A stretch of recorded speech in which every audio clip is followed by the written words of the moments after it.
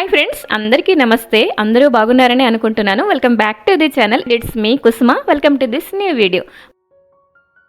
మరొక డైలీ వ్లాగ్తో మీ ముందరికైతే వచ్చేసానండి. రీసెంట్ డేస్లో మేము బరంపూర్ కూడా వెళ్ళి వచ్చామని బ్లాగ్ కూడా మీతో షేర్ చేశానండి.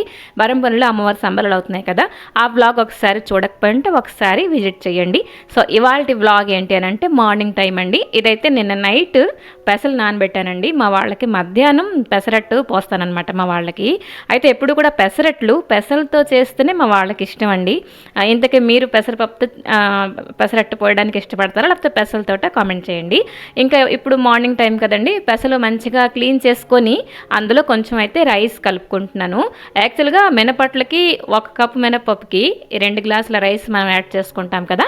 సో నేను ఎప్పుడు పెసలతో ఇలాగ అట్లు పోసానంటే రైస్ చాలా తక్కువ పోస్తానన్నమాట. అండ్ ఇక్కడ నైట్ అయితే మజ్జిగ తోడబెట్టాను కదా, తోడబెట్టిన గిన్నె అయితే మార్చేస్తున్నానండి, ఫ్రెష్గా ఉంటుందని చెప్పేసి. ఆ తర్వాత కాసేపు అయితే ఫ్రిడ్జ్లో పెట్టేస్తానమాట. అండ్ ఈరోజు మెన్యూలోకి వచ్చేస్తే మామిడికాయలు అయితే నిన్న తీసుకొచ్చాను అనమాట మార్కెట్ నుంచి. ఇంకా ఇంట్లో కూడా కొన్ని ఉండే. సో మామిడికాయ సీజన్ అంటే అంతేనండి, మామిడికాయ చారు, పప్పుల్స్ ఇవన్నీ కూడాను ఒక్కొక్క రోజు చేస్తూ ఉంటానన్నమాట. మామిడికాయ పులిహోర కూడా అది ఎంత బాగుంటుంది కదండి. ఇంతకీ మీరు మామిడికాయలతో ఎలాంటి రెసిపీ ఇంట్లో చేస్తూ ఉంటారు అండ్ ఎలాంటి రెసిపీలు మీకు ఇష్టమో కామెంట్ చేయండి. సో ఇంకా ఇప్పుడైతే ఇదిగోండి, నిన్న ఏంటేంటి బరంపూర్లో మనం చూసాం ఏంటి అన్నీ కూడా ఇప్పుడు కూర్చొని నేను ఇంకా మా అమ్మ మాట్లాడుకుంటున్నాను అనమాట. అలా అమ్మ అక్కడే ఉంటుందిలేండి. అలా ఏదో ఒకటి మేము కబుర్లు ఆడుకుంటూ నేను వంట పని చేస్తూ ఉంటాను అండ్ తను ఏమైనా తరగడానికి ఏమైనా ఉంటే నాకు హెల్ప్ చేస్తూ ఉంటుంది. అలాగన్నీ కబుర్లు ఆడుకుంటూ ఉంటాం అనమాట. అయితే ఈ మంత్ గ్రాసరీలోని ఒక బెల్లం చెక్కి 1 కిలోదండి, చూస్తున్నారు కదా, అదైతే తీసుకొచ్చాను. లక్ష్మణ్ రేఖ కూడా గ్రాసరీ ఆ సామాన్ల చుట్టుపక్కల రాసానులేండి. అయినా ఏ మూలన చీమలు వచ్చేసి పట్టేసాయో తెలియదు. ఇప్పుడు అవన్నీ క్లీన్ చేసుకుంటున్నాను.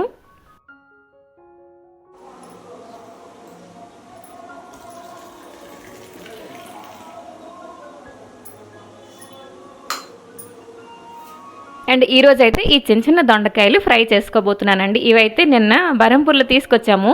అక్కడ ఎలా అమ్ముతారో తెలుసండి, కిలో లెక్కలో కాదు, ఒక పణం అని చెప్పేసి అంటారు. ఈ లెక్క మీకు తెలుసా? తెలుసుంటే కామెంట్ చేయండి.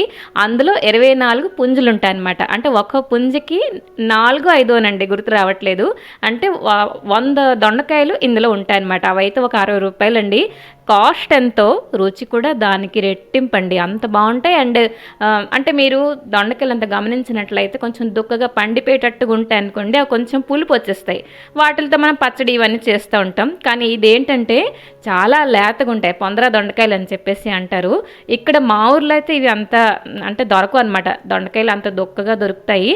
సో మేము బరంపూర్ వెళ్ళినప్పుడల్లా ఇవైతే తీసుకొస్తూ ఉంటామండి. ఇవి ఏంటంటే ఇలా పాళంగానే కొంచెం మధ్యలో చిన్న గంటు పెట్టేసి ఇదైతే కుక్కర్లో ఉడికిస్తానులేండి. మీకు చూపిస్తున్నాను చూడండి, ఒక్క గింజ కూడా మనకి కనబడదు, అంత లేతగా ఉంటాయన్నమాట. సో ఇది అయితే శుభ్రంగా ఇదిగో కట్ చేసేసి కుక్కర్లో ఉడికిస్తానులేండి. అయితే ఇప్పుడు కాదు, ఇప్పుడు ఫస్ట్ అయితే మామిడికాయ పప్పుల్స్ చేసేద్దాం అనుకుంటున్నాను.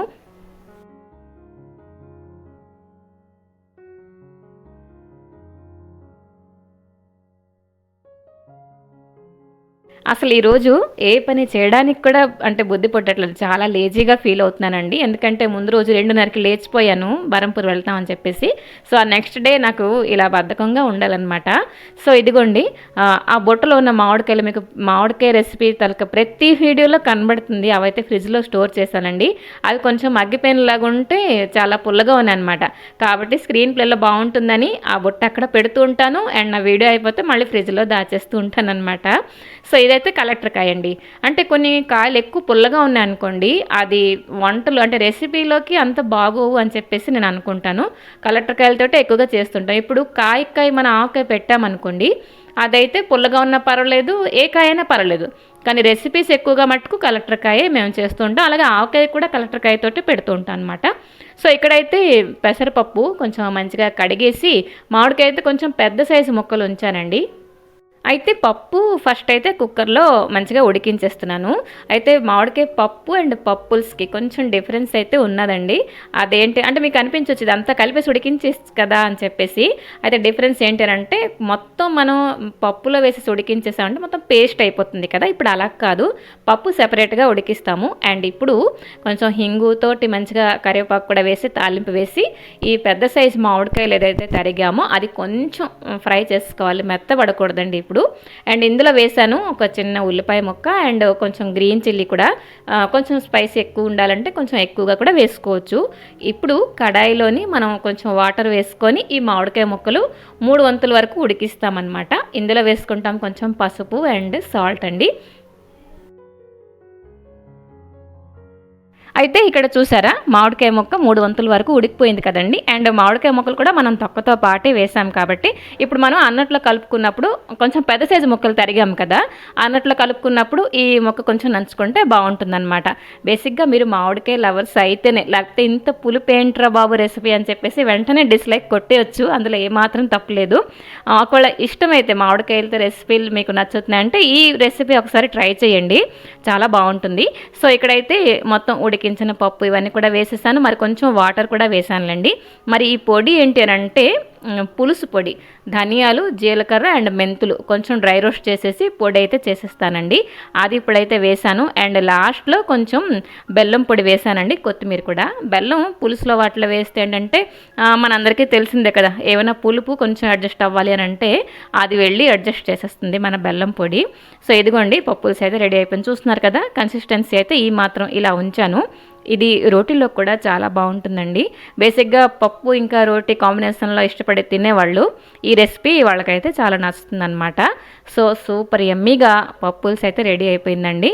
ఈరోజైతే చాలా బాగా అంటే అన్నీ సెట్ అయిపోయి అనమాట. పులుపు, ఉప్పు, కారం ఇవన్నీ కూడా సరిగ్గా సెట్ అయ్యండి. సో ఈ రెసిపీ ఒకసారి మస్ట్ ట్రై చేయండి, కామెంట్ కూడా చేయండి. ఇంకా ఇప్పుడైతే మన చిట్టి దొండకాయలు ఉన్నాయి కదా, గంటు పెట్టేసి ఉంచాము. అదే కుక్కర్లో ఒక్క సీటీ వచ్చిన వరకు సాల్ట్ వేసి ఉడికిస్తానండి. అంటే ఉడికించకుండా ఫ్రై చేసినా అవుతుందండి. అయితే ఉడికిస్తే ఏంటంటే కొంచెం లోపల సాఫ్ట్గా బయటికి క్రంచీగా ఒక మంచి ఫ్లేవర్ అయితే బాగుంటుంది, టేస్టీగా ఉంటాయి అన్నమాట. అండ్ ఫస్ట్ అయితే కడాయిలో పెరుగు మిరపకాయలండి. మీకు ఇష్టమేనా పెరుగు మిరపకాయలు?